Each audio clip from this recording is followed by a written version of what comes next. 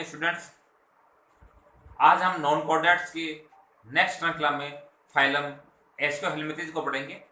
एस्कोहेलमिंथेस को हम निमेटोहेलमिंथेस के नाम से भी जानते हैं। ये एक तीसरा नाम इसका और भी है जिसको हम निमेटोडा के नाम से भी जानते हैं। और एस्कोहेलमिंथेस को आप याद रखने के लिए एक इसका जो प्रतिनिधि जंतु है वो एस्कोहेलमिंथेस यानी एस्केरिस को आप याद रखना है। हिंदी में हम इसको बोलते हैं सूत्रकृमि या धागेनुमा कृमि या शिलोम युक्त कृमि भी इसको हम कहते हैं। यहाँ जब इसकी चर्चा करते हैं तो यहाँ देखो हमने लिख रखा है फाइलम एस्कोहेलमिंथेस। एस्कोहेलमिंथेस जो एक ग्रीक भाषा के शब्द से मिलकर के बना है जिसको बोलते हैं एस्कोस। एस्कोस का मतलब होता है केविटी या गुहा, और हेलमिन या हेलमिंथेस का मतलब होता है वर्म। यानी ये किस प्रकार के हो गए? गुहा युक्त। किस प्रकार के हो गए? गुहा युक्त प्राणी हो गए। और ये नामकरण जो देने वाले वैज्ञानिक थे वो आपके पास थे गेगेनबर्ग नामक वैज्ञानिक थे जिन्होंने 1859 के अंदर जो है ये नाम दिया था। क्या नाम दिया था? एस्कोहेलमिंथेस को नाम दिया था। दूसरी बात अगर हम करते हैं निमेटोहेलमिंथेस की, तो निमेटोहेलमिंथेस का मतलब ये होता है, ये भी दो शब्दों से मिलकर बना हुआ है। एक शब्द इसके अंदर है आपके पास नेमा। नेमा का मतलब थ्रेड, ये थ्रेड कृमि होते हैं। दूसरा होता है हेलमिन का मतलब क्या होता है? यहाँ पर वर्म होता है। यानी ये क्या हो गया? धागेनुमा या सूत्रकृमि, या हम यूं कह सकते हैं कि धागेनुमा कृमि। यानी बिल्कुल आपके पास में जो धागे होते हैं उस प्रकार की संरचना होती है। और ये नाम जो देने वाले थे वो थे आपके पास गोर्बेन नामक वैज्ञानिक थे। उन्होंने 1910 के अंदर जो है ये नामकरण इसका दिया था। इसको एक अन्य नाम हम निमेटोडा के नाम से भी जानते हैं। क्या करते हैं यहाँ पर कि इसके सामान्य लक्षण या जनरल कैरेक्टर्स कौन कौन से होते हैं। सबसे पहले हम जनरल कैरेक्टर्स पढ़ने से पहले हम यहाँ ध्यान रखेंगे कि इसका जो प्रतिनिधि जंतु कौन सा है। तो प्रतिनिधि जंतु अगर आपको ध्यान में रहेगा तो उस जंतु के लक्षणों को ध्यान में रखते हुए आप इसके जनरल कैरेक्टर्स के बारे में जो आराम से याद रख सकते हैं। यहाँ देखो हमने एक प्रतिनिधि जंतु, हालांकि और भी बहुत है लेकिन हमने यहाँ लिया है, कौन सा लिया है? राउंड वर्म, जिसको हम एस्केरिस के नाम से जानते हैं। एस्केरिस लुब्रिकोइड्स इसका पूरा नाम है। और यहाँ इस प्रकार की ये एक बेलनाकार संरचना या धागेनुमा संरचना हमने यहाँ पर बनाई हुई है। तो यहाँ इसके बारे में हम बाद में पढ़ेंगे। सबसे पहले हम यहाँ इसके लक्षणों की बातचीत करते हैं। तो लक्षणों में यहाँ देखिए सबसे पहले हम इसकी बात करें आवाज की कि कहाँ पाए जाते हैं। तो देखिए ये सामान्य जल में पाए जाने वाली, यानी किस प्रकार के जलीय प्राणी है। और जलीय में भी कौन सा? ये आपके पास लवणीय और अलवणीय दोनों, मेराइन और फ्रेश वाटर दोनों के अंदर वह लवणीय। और इसके अलावा ये नम मिट्टी वगैरह के अंदर भी जो है वो पाए जाते हैं। तालाब है, पोखर है, नदियां हैं, झरने हैं, समुद्र, सब में पाया जाता है। लेकिन इसके अलावा एक इसका लक्षण ये भी है कि ये परजीवी के रूप में, जीवों के अंदर जो है पैरासाइट्स के रूप में, ये परजीवी के रूप में भी अपना जीवन यापन करता है। शारीरिक संगठन की हम बातचीत करते हैं। इससे पहले हमने पढ़ा था प्लेटीहेलमिंथेस, तो वहां पर भी हमने देख लिया था कि उत्तक जो है वो विकसित हो जाते हैं और अंग तंत्र का निर्माण कर लेते हैं। तो ये भी किस प्रकार का शारीरिक संगठन होता है? इसका अंग तंत्र प्रकार का इसका जो है वो शारीरिक संगठन होता है। यानी इसमें मोस्टली जो है वो सिस्टम बन चुके होते हैं, यानी तंत्रों का जो निर्माण है वो हो चुका होता है। सममिति की बातचीत करें तो हमने पीछे भी पढ़ा था कि सममिति में ये बायलैटरल सिमेट्री शो करते हैं, यानी द्विपार्श्व सममिति दर्शाते हैं। द्विपार्श्व सममिति की हम बार बार चर्चा करते हैं। क्या होता है द्विपार्श्व सममिति का मतलब ये होता है यदि किसी जीव को एक अक्ष केंद्रीय अक्ष से काटे तो वो दो सेम इक्वल पार्ट में अगर डिवाइड हो जाए तो उसको बोलते हैं हम द्विपार्श्व सममित। तो इसी प्रकार जैसे इसको अगर हम यहाँ से इस प्रकार से काटते हैं तो आधा जो है वो एस्केरिस उधर और आधा इधर, यानी दो समान भाग जो है वो प्राप्त हो जाते हैं। तो उसको हम बोलते हैं द्विपार्श्व सममित। हम फिर इसके जो जर्म लेयर की बातचीत करते हैं तो देखिए ये विकसित प्रकार के लगभग विकसित प्रकार के जो प्राणी हैं। तो यहाँ ये आपके पास में त्रिस्तरीय होते हैं, त्रिस्तरीय, जिसको हम ट्रिप्लोब्लास्टिक कहते हैं। ट्रिप्लोब्लास्टिक बोलते हैं। यानी इसमें कौन कौन सी बन जाती है? 3 लेयर बन जाती है आपके पास में। वही एक्टोडर्म, एंडोडर्म और इनके बीच में जो है वो मेसोडर्म, यानी ये तीनों प्रकार की जो है वो संरचनाएं ये बन जाती है। तो इसका जननी के स्तर होता है वो किस प्रकार का होता है? त्रिस्तरीय होता है। तीनों लेयर इसके अंदर जो है वो पाई जाती है। नेक्स्ट हम यहाँ चर्चा करते हैं इसकी शारीरिक रचना किस प्रकार से होती है। तो देखो रचना में हमने डायग्राम में देख रहे हैं यहाँ पर, तो इसकी रचना जो है वो यहाँ लिख लेते हैं धागेनुमा, या हम ये कह सकते हैं सूत्र के रूप में, या फिर बेलनाकार और अखंडित यानी इसका जो शरीर है वो खंडों में विभक्त नहीं होता है। तो ये अखंडित प्रकार का जो है वो इसकी शारीरिक संरचना पाई जाती है। इसके अग्र भाग पर यहाँ देखते हैं तो देखो हम देख रहे हैं कि मुख जैसी संरचना दिखाई दे रही है। तो यहाँ पर मुख उपस्थित होता है, मुख के अलावा इसमें जो कुछ है संवेदी अंग भी उपस्थित होते हैं। तो देखो हम लिख सकते हैं मुख व संवेदी अंग अग्र भाग पर पाए जाते हैं। लेकिन ध्यान रखने की बात है इसमें जो सिर का अभाव होता है, क्या होता है, सिर इसमें अनुपस्थित होता है, सिर का इसमें अभाव होता है, सिर नहीं पाया जाता है, केवल यहाँ पर मुख पाया जाता है। और मुख क्या साथ में ही इसमें कुछ सेंसिटिव ऑर्गन्स यानी संवेदी अंग जो है वो पाए जाते हैं। नेक्स्ट यहाँ चर्चा करते हैं देह गुहा किस प्रकार की। तो देखो यहाँ में ये ध्यान रखने की बात है कि सामान्यतः ये है वो अगुह्य होते हैं। सामान्यतः क्या होते हैं, अगुह्य होते हैं। लेकिन हमने यहाँ एक चीज लिखी है कैविटी यानी गुहा, तो अगुह्य होते हैं। लेकिन जब ये वयस्क हो जाते हैं तो वयस्क हो जाने के बाद में इसमें जो है वो स्यूडोसिलोम जिसको हमने क्या कहा था, कूट गुहा कहा था, यानी ये कूट गुहीय प्रकार के होते हैं। यानी इसमें असत्य प्रकार की जो गुहा पाई जाती है, गुहा का निर्माण यहाँ पर हो जाता है। सबसे पहले यही वो जंतु है जिसमें गुहा या केविटी का जो है निर्माण शुरू हो जाता है। इसीलिए इसको हमने एक्वस या केविटी युक्त जो है वो प्राणी के रूप में माना है। तो यहाँ पर जो असत्य प्रकार की जो गुहा होती है जिसको हम कूट गुहीय कहते हैं, ये मेजोडर्म के द्वारा जो है वो आश्रित होती है। और यहाँ फिर हम जब एपिडर्मिस की इसमें बातचीत करते हैं तो एपिडर्मिस जो होती है वो इसमें कुछ विशेष प्रकार की स्क्लेरोप्रोटीन की जो बनी हुई होती है, बहुकेंद्र की व स्क्लेरोप्रोटीन की बनी जो होती है। और इसके ऊपर जो है वो क्यूटिकल किसे कहते हैं अपना उपत्वचा, हिंदी में इसको कहेंगे उपत्वचा। तो ये जो है वो क्यूटिकल की बनी हुई होती है, यानी क्यूटिकल का इसके ऊपर आवरण पाया जाता है। पैसिव विन्यास में देखते हैं तो पैसिव विन्यास इसमें अनुदैर्ध्य यानी लंबवत जो है वो पैसिव विन्यास पाया जाता है, अनुदैर्ध्य प्रकार का। इसके अंदर जो है वो पैसिव विन्यास, पेशियों का जो है वो एक अरेंजमेंट जो है पाया जाता है। इसके बाद में हम करते हैं तंत्र की बातचीत। तो तंत्र में हमने ऊपर ही यहाँ पर देखा है कि इसका जो ऑर्गेनिज्म है वो अंगतंत्र प्रकार का होता है, यानी इसके अंदर लगभग तंत्र बन चुके होते हैं, लेकिन फिर भी इसके अंदर जो है वो श्वसन तंत्र और परिसंचरण तंत्र का जो है अभाव होता है। तो सबसे पहले हम यहाँ लिखेंगे श्वसन तंत्र व परिसंचरण तंत्र का अभाव। लेकिन इसके साथ साथ इसमें जो पाचन तंत्र है वो पूर्ण रूप से विकसित होता है, पाचन तंत्र पूर्ण विकसित होता है। तो पाचन तंत्र यहाँ पर जो है मुख, गुदा व विशिष्ट ग्रसनी सहित पाया जाता है। यानी ये मुख्य जो है पाचन तंत्र मुख्य रूप से जो मुख्य, गुदा व विशिष्ट ग्रसनीय जो इसके अंदर पाई जाती है। और हमने पहले यह बताया कि इसके अंदर जो है वो सिर का अभाव होता है, यानी सिर जैसी संरचना यहाँ पर नहीं पाई जाती। फिर यहाँ हम तंत्रिका तंत्र की बातचीत करते हैं। तो तंत्रिका तंत्र है वो भी लगभग कुछ रूप से जो है वो विकसित होने लग जाता है यहाँ। तो तंत्रिका तंत्र में विशेष प्रकार की संरचना, इसमें एक तंत्रिका वलय जिसको हम बोलते हैं नर्व रिंग, यानी ये संरचना पाई जाती है। और यहाँ पर प्लस 6 अनुलंब नर्व कोड पाए जाते हैं, और ये जो है वो ग्रसनी की चारों ओर पाए जाते हैं। इसके साथ ही अग्र व पश्च तंत्रिकाएं पाई जाती है, और जो सेंसिटिव ऑर्गन है वो भी इसके अंदर जो है महत्वपूर्ण काम करते हैं। नेक्स्ट इसके अंदर आपके पास में जो है रिप्रोडक्टिव सिस्टम, या इसको हम बोलते हैं जनन तंत्र।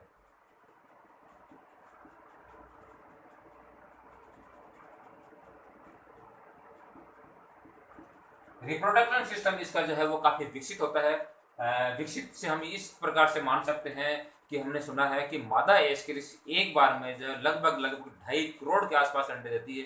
तो 2.5 करोड़ अंडे अगर कोई मादा एस्केरिस एक बार में देती है तो इसका मतलब ये हुआ कि निश्चित रूप से इसका जो रिप्रोडक्टिव सिस्टम है वो काफी विकसित प्रकार का होता होगा। तो यहाँ सामान्यतः ये जो होते हैं वो क्या होते हैं, एकलिंगी प्रकार के प्राणी होते हैं, यानी इसके अंदर जो है वो लैंगिक द्विरूपता पाई जाती है, यानी स्पष्ट रूप से बाहर से देखने पर इनमें मेल व फीमेल को पहचाना जा सकता है। जैसे हम यहाँ पर देख रहे हैं, यहाँ पर ये आपके पास में फीमेल है और ये आपके पास में मेल है, यानी लैंगिक द्विरूपता पाई जाती है। ये सामान्य जो है एकलिंगी होते हैं और इसमें जो निषेचन होता है वो आपके पास में आंतरिक प्रकार का इसमें निषेचन पाया जाता है। इनमें जैसे हमने देखा ये एकलिंगी या लैंगिक द्विरूपता है, तो इसका मतलब ये हुआ कि इसमें नर व मादा जो दोनों अलग अलग होते हैं। निषेचन के बारे में हमने बातचीत कर ली कि निषेचन जो है आंतरिक प्रकार का निषेचन पाया जाता है, और जो आपके पास में इसमें जनन होता है वो कौन सा होता है, लैंगिक प्रकार का जनन होता है। लैंगिक प्रकार का यानी सेक्सुअल रिप्रोडक्शन होता है, क्योंकि मेल और फीमेल दोनों अलग अलग होते हैं। हम यहाँ डेवलपमेंट या परिवर्तन की बातचीत करते हैं, तो इसमें दोनों प्रकार का प्रत्यक्ष व अप्रत्यक्ष दोनों प्रकार का इसमें डेवलपमेंट होता है, लेकिन सामान्यतः इसमें प्रत्यक्ष प्रकार का होता है और जो है कुछ है वो अप्रत्यक्ष प्रकार का भी होता है। और अप्रत्यक्ष प्रकार का डेवलपमेंट वो होता है जिसमें सीधे जंतु न बन के क्या बनता है, पहले लार्वा बनता था। इसमें भी जो लार्वा बनता है निश्चित रूप से लार्वा बनता है, और उस लार्वे का नाम है रेबिलिटी फॉर्म, यानी इसमें जो है रेबिलिटी फॉर्म प्रकार का जो है लार्वा पाया जाता है। विदलन निर्धारी व सर्पिल प्रकार का जो है विदलन इसके अंदर पाया जाता है। नेक्स्ट हम बातचीत करते हैं इसमें उत्सर्जन की। तो उत्सर्जन के लिए इसमें विशेष प्रकार की जो है कुछ सेल्स पाई जाती है, जिसको अपना प्रोटोनेफ्रिडिया के नाम से जानते हैं या उत्सर्जन नाल के नाम से जानते हैं, यानी उत्सर्जन नालों के द्वारा नालों या प्रोटोनेफ्रिडिया। और इसके अंदर विशेष प्रकार के एच प्रकार की जो सेल्स पाई जाती है, विशिष्ट एच प्रकार की सेल्स पाई जाती है, उस सेल्स को हम रिनिटी सेल्स बोलते हैं। रिनिटी सेल्स के नाम से इसको जानते हैं। तो ये विशेष प्रकार की इसमें जो है वो उत्सर्जन के लिए जो है एक विशेष प्रकार की जो संरचना यहाँ पर पाई जाती है। तो ये तो हो गया इसके सामान्य लक्षण। अब हम इसके अंत में जो पढ़ते हैं वो इसके पढ़ेंगे विशेष लक्षण, यानी विशेष लक्षण वो लक्षण जो सामान्यतः इसमें पाए जाते हैं या उन्हीं लक्षणों के कारण जो है इसकी पहचान की जाती है। तो यहाँ विशेष लक्षणों के बारे में चर्चा करते हैं। तो यहाँ विशेष लक्षण हम देखते हैं जिसकी वजह से इनकी पहचान की जाती है। सबसे पहले तो हमने देखा था कि यही वो प्राणी है जो सबसे पहले सूत्रकर्मी, यानी इसको सूत्रकर्मी के नाम से जाना जाता है। ये धागे के जो समान संरचना होती है, तो ये सबसे पहले इसी के अंदर, यानी ये जो जंतु है उनकी ये मुख्य रूप से पहचान है। दूसरी इसकी पहचान ये है कि इसमें सामान्यतः जो है वो नर जो होते हैं वो हमेशा छोटे होते हैं। नर का आकार छोटा व मादा जो इसमें होती है वो आकार में बड़ी होती है, जैसे कि यहाँ में दिखाई दे रही है। इससे पहले हमने जो है वो कहीं भी ऐसा नहीं देखा था। दूसरा ये है, नेक्स्ट हम देखते हैं यहाँ पर इसमें स्पष्ट रूप से लैंगिक द्विरूपता है, वो इसी फाइलम के अंदर जो सबसे पहले हमें दिखाई देती है। उत्सर्जन के लिए हमने अभी बातचीत की थी कि उत्सर्जन के लिए उत्सर्जन नाल या इसको हमने कहा था प्रोटोनेफ्रिडिया, ये संरचना जो इसके अंदर पाई जाती है। एक इसके बॉडी प्लान की अगर हम बातचीत करें तो इसमें क्या होता है, जिससे हमने देखा था कि कैविटी पाई जाती है। तो कैविटी के अंदर जो है इसमें देखो हमने इसको कहा था शेडोसेलम यानी कूट गुहे। तो यही वो प्राणी है जिसमें सबसे पहले जो है वो किसका निर्माण, शिलोम या गुहा का निर्माण शुरू हो जाता है। और इसी वजह से इसमें इसकी एक संरचना जिसको हम बोलते हैं नली के अंदर नली, यानी इसके अंदर जो है जैसे एक नली है ये, और इस नली के अंदर यदि दूसरी कोई संरचना डाल दी जाए तो उसी प्रकार की संरचना जो इसकी होती है नली के अंदर नली वाली एक इसमें बॉडी स्ट्रक्चर पाई जाती है। और कूट गुहा वाली उपस्थिति हमने बता दी कि इस प्रकार से ये भी संरचना इसमें पाई जाती है। अगला भाग में इसमें मुख, पश्च भाग में इसमें गुदा, और इसी अग्र भाग में इसमें जो है वो संवेदी अंग जो है वो उपस्थित होते हैं। तो ये इसी फाइलम की मुख्य रूप से विशेषताएं हैं। हम आगे इसमें चर्चा करते हैं कि इसका जो क्लासिफिकेशन है या वर्गीकरण है वो किस प्रकार से किया गया है। तो इसका वर्गीकरण बहुत छोटा सा और सिंपल सा है, केवल दो जो क्लास में इसका वर्गीकरण किया गया है। तो नेक्स्ट हम यहाँ चर्चा करते हैं कि फाइलम एस्केलमेंथीज या निमेटा हेलमेंथीज को जो है वो कितने क्लास में बांटा गया है। तो इसमें पाए जाने वाले संवेदी अंगों जिसको हम बोलते हैं फॉस्मिड्स, तो फॉस्मिड्स के आधार पर या फेस्मिड्स के आधार पर इसको केवल दो ही क्लास के अंदर बांटा गया है। क्लास इसके अंदर दो है, एक इसमें है एफेस्मिड और दूसरा था फेस्मिड, यानी जिसमें संवेदी अंग पाए जाते हैं और जिसमें संवेदी अंग नहीं पाए जाते हैं। हमने यहाँ करेक्टर्स यहाँ पर इस तरफ लिख रखे हैं, छोटा सा क्लासिफिकेशन इसका। यहाँ देखते हैं संवेदी अंग या फॉस्मिड। तो फॉस्मिड यहाँ हमने पहले से लिख रखा है एफ फॉस्मिड, यानी इसका मतलब ये हुआ कि यहाँ संवेदी अंग जो है वो अनुपस्थित होते हैं। और फेस्मिड यहाँ पर जो संवेदी अंग या फॉस्मिड उपस्थित होते हैं और इसी के आधार पर जो इसका नामकरण भी पड़ा है। पहली बात ये हो। दूसरी का जो करेक्टर्स है या लक्षण है वो पुच्छीय असंजक ग्रंथियां। तो देखो पुच्छीय असंजक ग्रंथियां है वो फॉस्फेट में भी फेस्मिड में भी पाई जाती है, सॉरी एफेस्मिड में पाई जाती है और फेस्मिड में भी पाई जाती है, लेकिन यहाँ पर पूर्ण रूप से पाई जाती है। लेकिन यहाँ पर जो पाई जाती है वो रंध्र के समान पाई जाती है या एक रंध्र के रूप के अंदर पाई जाती है। नेक्स्ट यहाँ देखते हैं उत्सर्जन नलिकाएं, यानी जिसको हमने प्रोटोनेफ्रिडिया के रूप में माना था ये उत्सर्जन करने के लिए। तो यहाँ पर एफोस्मिड के अंदर जो है या तो ये अनुपस्थित होती है या फिर होती है तो कम में विकसित होती है, लेकिन फोस्मिड के अंदर जो है ये उपस्थित होती है और पूर्ण रूप से विकसित प्रकार की जो है वो नलिकाएं पाई जाती है। नेक्स्ट हम देखते हैं इसी से पुच्छीय असंजन ग्रंथियों से मिलती जुलती है एम्फिसिस। तो ये भी इसके अंदर भी पाई जाती है, एफोस्मिड में भी पाई जाती है और फोस्मिड में भी पाई जाती है, लेकिन ये उसी के समान जो है कि इसमें रंध्र के समान रचना पाई जाती है। तो ये रंध्र के समान संरचना होती है। तो यह इसके कैरेक्टर से सिंपल से जिसके आधार पर हम जो है इसका वर्गीकरण कर सकते हैं। नेक्स्ट हम यहाँ देखते हैं इसके एग्जाम्पल्स। तो एग्जाम्पल्स बड़े ही महत्वपूर्ण है और यहाँ के एग्जाम्पल्स के साथ साथ में हम इसका आर्थिक महत्व भी यहीं पढ़ लेंगे। तो देखो एफोस्मिड में जो एग्जाम्पल्स आपके पास में हमने लिख रखे हैं, सबसे पहले है डेस्मोस्कोलस, दूसरा है एनोप्लस और तीसरा है ट्राइलोप्स। तो ये मुख्य रूप से जो है इसके एग्जाम्पल्स है, लेकिन पढ़ने में ये हम इनको अक्सर कम पढ़ते हैं। लेकिन इधर वाले जो फोस्मिड में जो या हम यहाँ देखते हैं फोस्मिडा के अंदर जो पाए जाते हैं जितने प्रकार के वो एग्जाम्पल्स ये आपने कहीं न कहीं पहले से पढ़े हैं, क्योंकि ये सामान्यतः जो है वो रोग फैलाने वाली या रोग प्रकार के कृमि। हम एक एक लेते हैं। सबसे पहले हमने एस्केरिस लुब्रिकोइड्स, यानी जिसको हम एस्केरिस के नाम से जानते हैं, और अभी हमने यहाँ डायग्राम भी बना रखा था जिसमें मेल व फीमेल दोनों अलग अलग थे और मेल जो है वो फीमेल से छोटे होते हैं। और एक ये भी है, हमने देखा था फीमेल जो है वो सीधी है, लेकिन मेल का जो पीछे का जो भाग है, गुदा वाला भाग है, वो इस प्रकार से हमने हुक के रूप में या मुड़ा हुआ हमने देखा था। तो एस्केरिस लुब्रिकोइड जिसको हम राउंड वर्म या गोल कर्मी के नाम से भी जानते हैं, और ये सामान्यतः एक मनुष्य के अंदर जो है रोग फैलाने वाला जीव है, और इसका जो जीवन काल है वो एक ही प्रपोसी यानी मनुष्य के अंदर कंप्लीट हो जाता है। और आपको ध्यान में होगा कि इससे होने वाला रोग कौन सा है, जिसको हम बोलते हैं एस्केरिसिस नामक रोग से जानते हैं। यानी एस्केरिसिस नामक जो रोग है वो एस्केरिस लुब्रिकोइड्स के कारण होता है, राउंड वर्म की वजह से होता है। और इस रोग को आप सामान्य भाषा में जानते हो किस नाम से जानते हैं?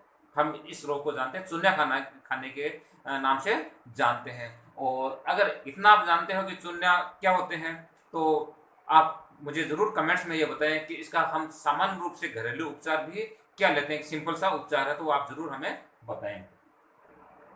दूसरा आपके पास में जो है वो जीव है, इसका एग्जाम्पल्स है वो बुचेरिया ब्रैंकटाई, यानी इसको हम फाइलेरिया कर्मी के नाम से जानते हैं। और ये भी आपने खूब पढ़ा है कि इससे होने वाले रोग को हम बोलते हैं हाथी पांव रोग, या हम बोलते हैं इसको फील पांव रोग, जिसमें सामान्यतः जो वृषण कोशिकाएं हैं, ये हाथ है, पैर है, या आपके पास में जो पैर वाली जो संरचना है वो फूल करके काफ़ी मोटी हो जाती है। यानी इसको हाथी पांव रोग इसलिए नाम दिया गया है कि इस रोग में क्या होता है, शरीर के जो हिस्से और सामान्यतः पैर जो है वो सूज करके काफ़ी मोटे हाथी के पैर जैसे हो जाते हैं, तो उसको हम हाथी पांव या फील पांव रोग से के नाम से जानते हैं। और ये इसका जो जीवन काल है वो 2 प्रकोष्ठीय में पूर्ण होता है। इसमें प्राथमिक प्रकोष्ठीय वो मनुष्य है और जबकि द्वितीयक जो परपोषी है वो क्यूलेक्स मच्छर है। नेक्स्ट हम यहाँ बातचीत करते हैं एनक्लोस्टोमा ड्रोनिलेस, जिसको अपन हुक वर्म के नाम से जानते हैं। और ये हुक वर्म भी है वो मनुष्य के जो है वो अंदर रोग फैलाता है, या हम यूँ कहें कि मनुष्य की जो है वो आंत के अंदर पाए जाने वाले ये कृमि है, और ये भी विभिन्न प्रकार के जो रोग फैलाते हैं। इस रोग के अंदर सामान्य जो है जैसे मनुष्य और अन्य पशुओं की ये आंत के अंदर पाए जाने वाले होते हैं, तो सामान्य तो उदर पीड़ा है या खून की कमी है या पेट के विकार इसमें हो जाते हैं। इसका जीवन काल भी जो है वो 2 परपोषियों में पूर्ण होता है। प्राथमिक परपोषी इसका जो मनुष्य है, और द्वितीय परपोषी जो है वो पालतू पशु माने गए हैं। नेक्स्ट एग्जाम्पल इसका ड्रेनाकुलस मेंडेलिसिस, जिसको हम गिनी कृमि के नाम से भी जानते हैं। ये रोग पहले जो है नारू रोग फैलाने के नाम से जाना जाता था, आजकल इस रोग का उन्मूलन हो गया है। लेकिन पहले जब लोग तालाबों का या नाड़ों का जब पानी पीते थे, गंदा पानी पीते थे, तो उसके अंदर ये ड्रेनाकुलस मेंडेलिसिस या गिनी कृमि जो पाए जाते थे, जो नारू रोग फैलाते थे। और इसमें जो है वो शरीर के अंदर ये प्रवेश करके और तंत्रिका तंत्र पे इफेक्ट करके फिर हमारी जो है वो शरीर के किसी भी भाग से द्वारा बाहर फोड़े के रूप में बाहर निकलते थे और रोग फैलाते थे। इसका जीवन काल है ये भी 2 परपोषियों में पूर्ण होता है। पहला परपोषी इसका जो है वो मनुष्य है, और द्वितीय परपोषी इसमें साइक्लोप्स लार्वा है। साइक्लोप्स लार्वा में जाने के बाद में जब हम गंदा पानी पीते थे, तो वो साइक्लोप्स लार्वा जो हमारे आमाशय के अंदर चला जाता था, तो साइक्लोप्स का तो वहाँ पाचन हो जाता था, लेकिन ये गिनी कृमि है वो आगे हमें तंत्रिका तंत्र के माध्यम से और हमारे शरीर के अंदर पेशियों के अंदर पहुँच करके और किसी भी जगह पर जो है जैसे खड्डे के रूप में जो है वो बाहर घाव के रूप में बाहर निकलते, जनन करने के लिए बाहर निकलते। बहुत दर्दनाक और भयानक रोग होता था, लेकिन आजकल इस रोग का उन्मूलन हो गया है। नेक्स्ट इसका एग्जाम्पल हम देखें तो लोवा लोवा, जिसको हम नेत्रकृमि के नाम से भी जानते हैं। तो नेक्स्ट इसका अगर उदाहरण हम लेना चाहे तो एक है इसका एंट्रोबियम वर्मिकुलेरिस, जिसको सामान्यतः हम पिन कृमि या पिन वर्म के नाम से जानते हैं। और ये मनुष्य की जो आंत है या अपेंडिक्स जिसका नाम आपने सुना होगा, या अन्ननाला वहाँ पर पाया जाता है, और ये भी वहाँ पर जो है वो इन्फेक्शन करने वाला या आंत के अंदर जो रोग पैदा करने वाला एक कृमि है। और इसका जो जीवन काल है वो केवल एक ही परपोषी मनुष्य के अंदर जो है वो हो पाता है, या हम यूँ कह सकते हैं कि केवल एक ही परपोषी मनुष्य के अंदर ये अपना संपूर्ण जीवन काल जो है कंप्लीट कर लेता है।